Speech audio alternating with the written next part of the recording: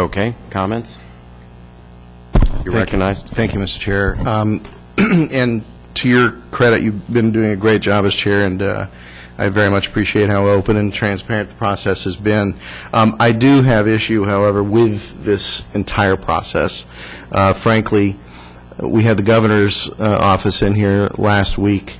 They presented what I think a lot of folks, even on this committee, felt was a budget that was unrealistic and very hurtful to Floridians, just in terms of what seemed to be fairly callous and destructive types of cuts to people that need it most, specifically poor people that will have to depend, and it's on tape, on donated and charitable services. This particular exercise, 15%, seems perhaps just as draconian. I mean, you come up with a draconian budget, but I think the process in itself may be draconian.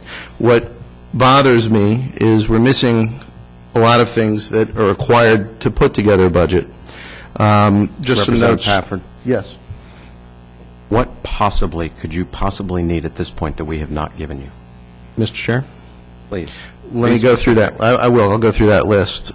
We do not know what the outcome of the current lawsuit against the Affordable Health Care Act will be, as one.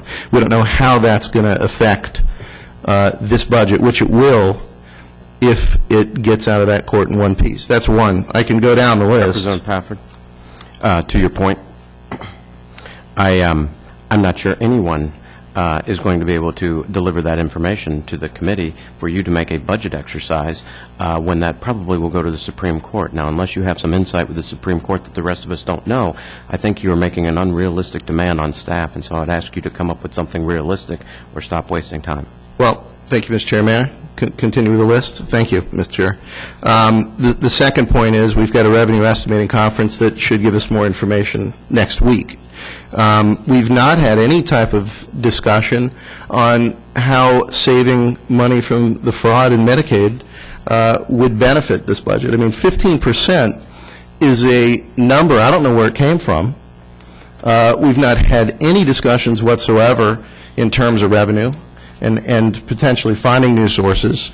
I think asking us to do this makes as much sense as what the final output of the governor's budget was last week. And again, I'm not being critical of you, Mr. Chair. I just think, you know, I've done this now for 2 years, and here's what's going to happen.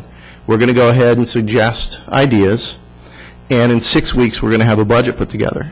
And to me, if I'm a Floridian, I'm one of the poor people in this state that's really thinking that we're going to put together a credible budget, I find it hard to believe that this process, and then when it gets to the floor, is going to make a positive impact. I don't think we're using the talent on this committee like we can. And you know, I certainly appreciate the fact that we have a process, but I'm not going to participate in a process that produces a draconian type of budget, the same as the governor presented. So that's my thoughts, and I appreciate the time, Mr. Chair.